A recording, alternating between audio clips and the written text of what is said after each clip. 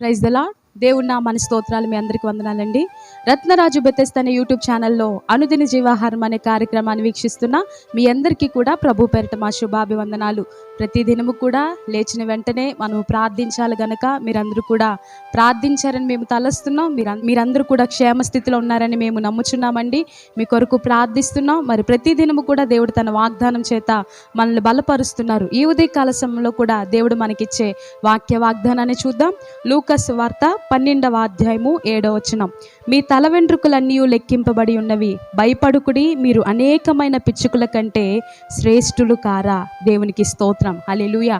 దేవాతి దేవుడు ఈ ఉదయకాల సమయంలో మనకిస్తున్న వాగ్దానము, మనతో మాట్లాడుతున్నటువంటి మాట, మీ తల వెంట్రుకలు అన్నీ లెక్కింపబడి ఉన్నవి, భయపడుకుడి, మీరు అనేకమైనటువంటి పిచ్చుకల కంటే శ్రేష్ఠులు కారని చెప్పి దేవుడు ఈరోజు మనతో మాట్లాడుతున్నాడండి. నిజమే, మన యొక్క స్థితిగతులను ఎరిగినటువంటి దేవుడు, మనము ఏ సమస్యతో బాధపడుతున్నామో, ఏ రీతిగా జీవిస్తున్నామో సమస్తమును ఎరిగినటువంటి దేవుడు అంటున్నటువంటి మాట, మీ తల వెంట్రుకలు కూడా లెక్కించాడట దేవుడు. ఎంత గొప్ప దేవుడనే మన దేవుడు మన పట్ల ఎంత బాధ్యత కలిగి ఉంటున్నాడు. నిజంగా కొన్ని సందర్భాల్లో మనం అనుకుంటాం, ప్రపంచం అంతటిని గమనించినట్లయితే ప్రపంచంలో అనేక మంది జనులు ఉన్నారు కదా, అనేక మంది ప్రజలు ఉన్నారు కదా, ఇంచుమించు 600 కోట్ల మంది, ఎంతో విస్తారముగా ఇంతమంది జనాభాను దేవుడు నిజంగా చూస్తున్నాడంటారా అని కొన్ని సందర్భాల్లో మా ఆలోచన వస్తూ ఉంటుంది కదండి.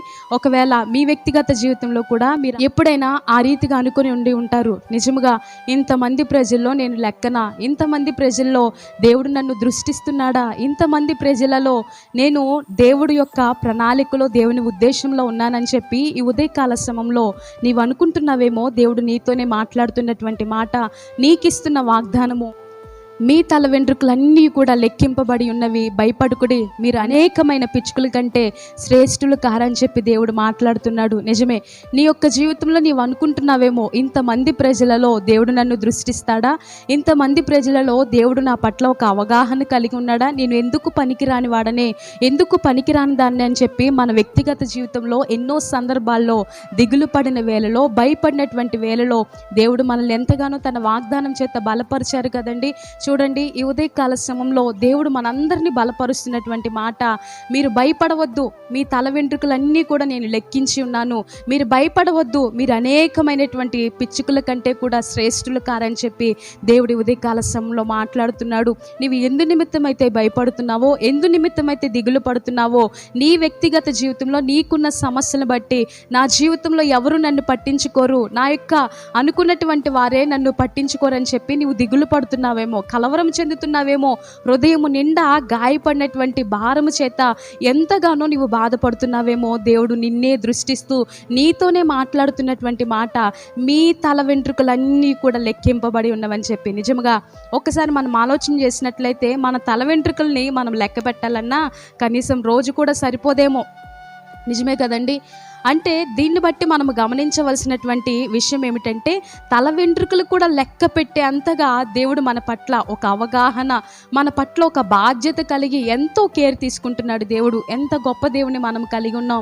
ఈ ఉదయకాల సమయంలో ఎందు నిమిత్తమైతే నీవు కలవరం చెందుతున్నావో, ఎందు నిమిత్తమైతే నీ హృదయం నిండా గాయపడినటువంటి భారం చేత బాధపడుతున్నావో, దేవుడు నిన్ను దృష్టిస్తూ నీకిస్తున్న వాగ్దానము, అనేకమైన పిచ్చుకల కంటే మీరు శ్రేష్ఠులు కారా, భయపడకూడని చెప్పి దేవుడు మనల్ని బలపరుస్తున్నాడండి. మరి మనం అనుకుంటాం, ఈ యొక్క జనాభాలో, ఈ ప్రపంచంలో అసలు నన్ను ఎవరు పట్టించుకోరు, దేవుని దృష్టిలో నేను ఉన్నానా, దేవుడు అంతా చూస్తాడని చెప్పి మనం అనుకుంటా ఉంటాం కదా. ఈ దేవుని యొక్క వాక్యం సెలవిస్తుంది, ఆయన కన్నుల లోకమందంతటా సంచారము చేయుచున్నవట. అంత మాత్రమే కాదు కానీ ఆయన కునుకక నిద్రపోక మనల్ని కాపాడుతున్న దేవుడు అని చెప్పి కీర్తన గ్రంథంలో కూడా మనం చూస్తూ ఉంటున్నాం కదా. నిజముగా మన దేవుడు ఎంతో బాధ్యత కలిగి, ఒకవేళ మనం చూసినట్లయితే తల్లి బిడ్డలు ఇద్దరు కూడా, ఆ నెలల బిడ్డలు కలిగినటువంటి తల్లులు రాత్రంతా కూడా ఆ బిడ్డల దగ్గరే ఉండవలసిన పరిస్థితి ఎదుర్కొంటారు. ఎందుకనంటే ఆ చిన్న బిడ్డలు రాత్రిపూట పడుకోకుండా పగలంతా నిద్రపోతారు. మరి రాత్రి కాల సమయంలో వారు ఎంతగానో ఏడిపిస్తూ ఉంటారు. రాత్రి కాల సమయంలో తన తల్లిని కూడా అలాగే కూర్చోపెట్టేస్తూ ఉంటారు.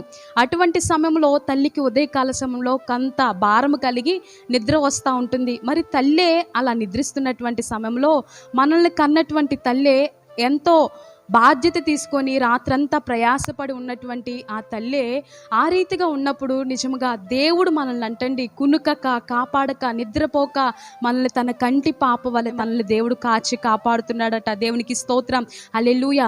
నీవు అనుకొని ఉండవచ్చు, ఈ మనుషుల ఎదుట నేను ఎగతాళిగా ఉన్నాను, నేను నమ్ముకున్నటువంటి నా దేవుడు నాకు సహాయం చేయగలడా, నేను నమ్ముకున్నటువంటి నా దేవుడు ఇంతమంది జనాభాల్లో దేవుడు నన్ను దృష్టించగలడా అని చెప్పి నీవు అనుకుంటున్నావేమో. చూడండి, బైబిల్ గ్రంథంలో మన జ్ఞాపకం చేసుకున్నట్లయితే మెఫీబోషెత్ అనేటువంటి వ్యక్తి మనకు కనిపిస్తున్నాడు కదా. ఈ మెఫీబోషెత్ యొక్క జీవిత చరిత్రను మనం గమనించినట్లయితే తను సౌలుకి మనవడుగా ఉన్నాడు, యోనాతానికి కుమారుడుగా ఉన్నాడు. మరి ఈ యోనాతాన్ ఎవరయ్యంటే దావీదుకు ముఖ్య స్నేహితుడు, అంటే దావీదుకు విరోధముగా దావీదుకు శత్రువుగా ఉన్నటువంటి సౌలు యొక్క కుమారుడు యోనాతాను. అయితే ఈ యోనాతాను ఆ సౌలు అనేక సార్లు దావీదుని చంపేయాలని ఆలోచన కలిగినప్పుడు ఈ రీతిగా నా తండ్రి చంపేయాలని ఇలా అనుకుంటున్నాడు, నీవు వెంటనే తప్పించు అని చెప్పి యోనాతాను దావీదు యొక్క ప్రాణాన్ని అనేక మార్లు కాపాడినట్లుగా మనం బైబిల్ గ్రంథంలో చూస్తున్నాం. అయితే యోనాతాను చనిపోయిన తర్వాత, సౌలు చనిపోయిన తర్వాత దేవుడు ఎందుకనో దావీదుకు ఒక ప్రేరేపణ కలిగిస్తాడు. యోనాతాను కుటుంబంలో ఎవరైనా ఉపకారం చేయడానికి శేషించి ఉన్నారా అని చెప్పి అక్కడ దావీదు ఎంక్వైరీ చేస్తే ఒక వ్యక్తి కలిగి ఉన్నాడు.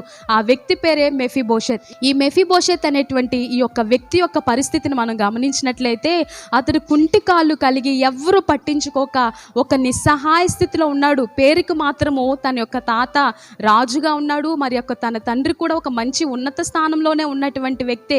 అయినప్పటికీ కూడా తన తండ్రిని కోల్పోయి తన తాతని కోల్పోయి నిజంగా అతడు కుంటి కాళ్ళు కలిగి తన జీవితంలో ముందుకు కొనసాగలేక, ఎవరు పట్టించుకోలేక, ఎవరు అతన్ని దృష్టించక ఎంతో ఆ యొక్క జీవితంలో భారము కలిగి ఎంతగానో తను బాధపడుతున్న సమయంలో దేవుడు దావీదు ద్వారా ఒక ప్రేరేపణ కలిగి మెఫీబోషెతును తన దగ్గరికి రప్పించినట్లుగా మనం గమనిస్తున్నాం. ఈ ఉదయకాల సమయంలో నీవు ఎందుకు దిగులు పడుతున్నావో, ఎందుకు కలవరము చెందుతున్నావో దేవుడు సమస్తమును ఎరిగి ఎవరి ద్వారానైనా నీ పట్ల గొప్ప ప్రణాళిక, గొప్ప ఉద్దేశము కలిగి దేవుడు నిన్ను కూడా రక్షించడానికి సిద్ధపాటు కలిగి ఉన్నాడు.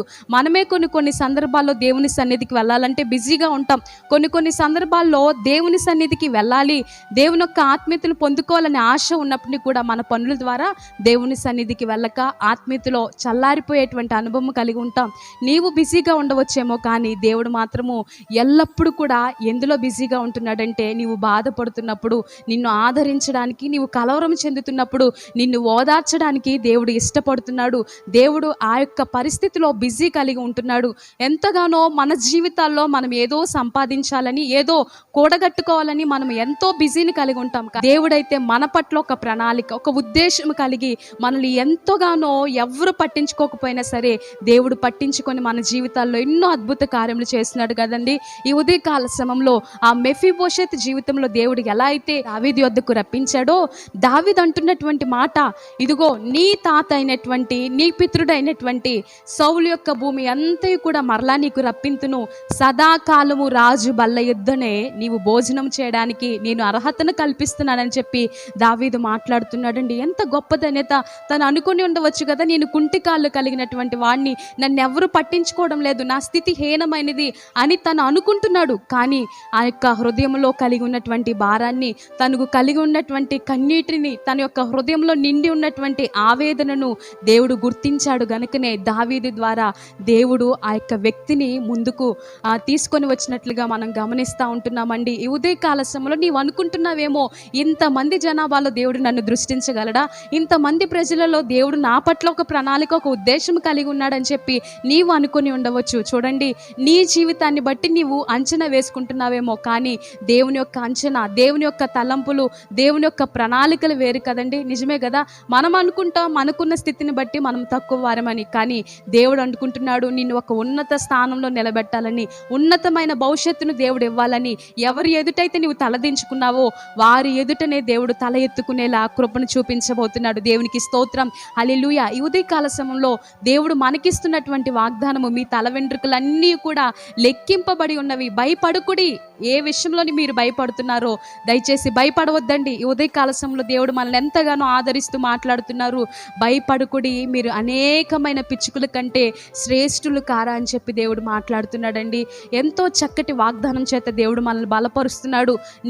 నీకున్నటువంటి వ్యక్తిగత జీవితంలో ఎందుకు బాధపడుతున్నావో సమస్తం ఎరిగినటువంటి దేవుడు నీతోనే మాట్లాడుతున్నటువంటి మాట. మెఫీబోషెత్ జీవితంలో ఎలా అయితే దేవుడు కృపను చూపించాడో, ఎలా అయితే దావీదు జీవితంలో దావీదు అనుకుని ఉండవచ్చు నేను గొర్రెల కాపరిని కదా అని చెప్పి, కానీ దేవుని యొక్క తలంపులో, దేవుని యొక్క ఉద్దేశంలో ఆ దావీదు ఇశ్రాయేలు ప్రజలకు రాజుగా దేవుడు నియమించాడు. ఈ ఉదయకాల సమయంలో నీవు కూడా అనుకుని ఉండవచ్చు నేను ఇక ఎల్లప్పుడూ కూడా ఇదే స్థితిలో ఉంటా, నేను ఉన్నత స్థానానికి చేరలేనని చెప్పి నీ వ్యక్తిగత జీవితంలో నీకు నీవే అంచనా వేసుకుంటున్నావేమో. కానీ దేవుని యొక్క ఆలోచనలో, దేవుని యొక్క ఉద్దేశంలో దేవుడు నిన్ను ఒక ఉన్నతమైన స్థానానికి తీసుకువెళ్ళడానికి, ఉన్నతమైన ఆశీర్వాదాలు ఇవ్వడానికి దేవుడు ఇష్టపడుతున్నాడు కనుక ఏ విషయంలో భయపడవద్దు, ఏ విషయంలో కలవరం చెందవద్దు. నా స్థితిని ఎవరు పట్టించుకుంటారని చెప్పి నీవు కలవరం చెందవద్దు. కానీ నీవు నమ్ముకున్న నీ దేవుడు గొప్ప దేవుడు గనుక, నీ జీవితంలో అద్భుత కార్యములు చేయగలడు గనుక ఈ ఉదయకాల సమయంలో ఏ విషయంలో కృంగిపోక దేవుని సన్నిధిలో ముందుకు కొనసాగదాం. దేవుడిచ్చిన వాగ్దానాన్ని బట్టి ప్రభుని స్తుతిద్దాం. ఈ చిన్న వాగ్దానాన్ని దేవుడు మన వినికిల్లో దీవించి ఆశీర్వదించును గాక. ఆమేన్. అలాగే కనులు మూసుకొని ప్రార్థనలో ఏకీభవిద్దాం. అందరూ కూడా ప్రార్థిద్దాం. స్తోత్రం స్తోత్రం స్తోత్రం ప్రభా. పరిశుద్ధుడా, పరలోకమందున మా తండ్రి, సర్వాధికారి, సర్వంతర్యామి, సర్వకృపానిధి, సర్వోపకారి, నీకు స్తోత్రాలయ్యా. ఈ ఉదయకాల సమయంలో మీరు ఇచ్చిన వాగ్దానాన్ని బట్టి నీకు వందనాలు ప్రభా. మీ తల వెంట్రుకలన్నీ లెక్కింపబడి ఉన్నవి. భయపడుకుడి, మీరు అనేకమైన పిచ్చుకల కంటే శ్రేష్ఠులు కారని ప్రభా నీ వాగ్దానం చేత మమ్మల్ని బలపరచవయ్యా. నిజమే తండ్రి, మేము అనుకుని ఉండవచ్చు మా అంచనా ప్రకారము అసలు దేవుడు మమ్మల్ని దృష్టిస్తున్నాడా, దేవుడు మమ్మల్ని చూస్తున్నాడా అని చెప్పి ప్రభా అనేక సార్లు మేము అనుకుని ఉండవచ్చు నాయన. అయినప్పటికీ కూడా అయ్యా నీవు ఎంతగానో ప్రభా మమ్మల్ని ప్రేమిస్తున్న దేవుడు అయ్యా, ఎంతగానో నీ కృప చేత బలపరుస్తున్న దేవుడు ప్రభా. మరి మెఫీబోషెత్ జీవితంలో కూడా తను కుంటుకాళ్ళు కలిగి ప్రభా తనను ఎవరు పట్టించుకున్నటువంటి సమయంలో ప్రభా దావీదు ద్వారా ప్రభా నీవు తన జీవితంలో గొప్ప కార్యములు చేసిన దేవుడు అయ్యా. అయ్యా దావీదుకు ప్రభా ప్రేరేపణ కలిగించిన ఆయన నీ యొక్క కార్యాన్ని జరిగించి ప్రభా అయ్యా మెఫీబోషెత్ జీవితంలో సదాకాలము రాజు బల్ల ఎదుట భోజనం చేసే కృపను అయ్యా తన యొక్క పితరుడైనటువంటి సౌలు భూమి అంతా కూడా మరలా ఇప్పించిన దేవుడు అయ్యా. ఈ ఉదయకాల సమయంలో వారు అనుకుంటున్నారేమో నా స్థితిని ఎవరు పట్టించుకుంటారని చెప్పి దిగులు పడుతున్నారేమో తండ్రి, కలవరం చెందుతున్నారేమో. అట్టి బిడ్డలందరినీ మీరు ఈ క్షణం అందే దర్శించండి అయ్యా. నీ వాగ్దానం చేత బలపరిచిన దేవానికి స్తోత్రాలు. నిజమే తండ్రి, మా తల వెంట్రుకలన్నీ లెక్కించిన దేవుడు అయ్యా. మా దినములన్నీ కూడా అయ్యా నీ గ్రంథంలో లిఖితంలో ఆయనని ప్రభా నీవు సెలవిచ్చిన రీతిగా ప్రభా అయ్యా మా యొక్క ప్రభా జీవిత చరిత్ర అంతటిని ఎరిగి ఉన్న దేవుడు ప్రభా నీకు స్తోత్రాలు. మీకు ఇష్టానుసారముగా తండ్రి మీకు ఇష్టమైన బిడ్డలుగా మేము ఉండడానికి సహాయం దయచేయండి అయ్యా. ప్రతి ఒక్కరిని మీరు బలపరచండి అయ్యా. ఎవరైతే ఉదయకాల సమయంలో భయపడుతున్నారో వారికి ఉన్న సమస్యలను బట్టి, వారికి ఉన్న శోధనలు బట్టి కలవరం చెందుతున్నారేమో ప్రభా మీరే తండ్రి ప్రతి ఒక్క బిడ్డని దర్శించండి అయ్యా. అయ్యా నీ కృప చేత బలపరచండి. నీకు వందనాలు. నీవు ఇచ్చిన వాగ్దానం కొరకు నీ స్తోత్రాలయ్యా. అలాగే ఈ దినమున తండ్రి ఎవరైతే ప్రయాణాలు చేస్తూ, ఎవరైతే వారి పనుల్లో ప్రయత్నాలు చేస్తున్నారో వారికి ముందు వెనుక మీ దేవదూతలు కాపుదలగా ఉంచండి. క్షేమ స్థితిని ఇవ్వండి అయ్యా. చిన్న బిడ్డలకు మంచి ఆరోగ్యాలు ఇవ్వండి తండ్రి. వాతావరణాన్ని బట్టి తండ్రి అయ్యా అనేక మంది తండ్రి బలహీనగా ఉంటున్నారు ప్రభా నీవే బలపరచండి అయ్యా. అయ్యా వాతావరణాన్ని మీరు స్వాధీనపరచుకోనండి నాయన. ఎటువంటి ఇన్ఫెక్షన్ రాకుండా చిన్న బిడ్డల చుట్టూ నీ పరిశుద్ధ అగ్నిదూతలు కాపుదలగా ఉంచండి. క్షేమ స్థితిని ఇవ్వండి. జ్ఞానాన్ని అనుగ్రహింపచేయండి ప్రభా. నీ దయందు మనుషుల దయందు వర్ధిల్లడానికి మీరు సహాయం దయచేయండి అయ్యా. చిన్ననాటి నుంచి నీ యందు భయభక్తులు కలిగి మీ సన్నిధిలో వర్ధిల్లడానికి మీరు సహాయం దయచేయండి. యవన బిడ్డలు జ్ఞాపకం చేసుకోనండి, నీ సన్నిధిలో వర్ధిల్లింప చేయండి. యోసేపు వలె ప్రభా, షడ్రకు మేషకు అబేద్నెగోల వలె తండ్రి, దానియేలు వలె రోషము కలిగిన యవన బిడ్డలుగా ఉండడానికి సహాయం దయచేయండి ప్రభా. వారి ఎదుటికి ప్రభా లోక తలంపులు వచ్చినప్పటిని కూడా వాటన్నిటిని ఎదిరించి ప్రభా నీ కొరకు నిలవబడే కృపను అనుగ్రహింప చేయండి. నీకు వందనాలు ప్రభా. మరి అలాగే తండ్రి ఉదయ కాల సమయంలో ప్రభా ఎవరైతే తండ్రి అయ్యా కలవరం చెందుతున్నారో, ఎవరైతే దిగులు చెందుతున్నారో ప్రతి ఒక్కరిని మీరు దర్శించండి. ఈ క్షణమందే వారిని బలపరచండి అయ్యా. నీకు వందనాలు ప్రభా. అనారోగ్యంతో బాధపడుతున్న బిడ్డలకు మంచి ఆరోగ్యాలు ఇవ్వండి. జ్వరం చేత బాధపడుతున్న బాధపడుతున్న బిడ్డలను ఈ క్షణమందే మీరు ముట్టి స్వస్థపరచండి, సంపూర్ణమైన ఆరోగ్యాలను అనుగ్రహింపచేయండి నాయన. అలాగే తండ్రి పరిశుద్ధ ఆత్మదేవానికి స్తోత్రాలు. గర్భఫలం యెహోవా ఇచ్చు బహుమానం అన్నావు నాయన.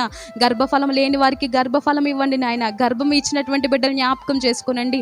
తల్లి బిడ్డలు ఇద్దరు కూడా క్షేమంగా ఉండడానికి సహాయం దయచేయండి. సుఖ ప్రసవాన్ని మీరు అనుగ్రహింపచేయండి. అలాగే ప్రభా కృపగల తండ్రి నీకు వందనాలు. ఈ దినమంతా కూడా నీ దయలో నీ కృపలో భద్రపరుస్తూ తండ్రి మీరే మాకు తోడుగా ఉండి నడిపించుకుంటూ మీరిచ్చిన వాగ్దానాన్ని దినమంతా కూడా నెమరు వేసుకుంటూ ప్రభా మేము బలపరచబడడానికి మీరు సహాయం దయచేయండి. మీరే మాకు తోడుగా ఉండి నడిపించుకుంటూ ఈ దీనురాలు చేసిన చిన్న ప్రార్థన నీ పాదాల చెంత చేర్చుకొని ప్రతిఫలం దయచేయమని యేసు నామములో అడిగి వేడుకొంచున్నాము తండ్రి. ఆమేన్. అందరికీ వందనాలు.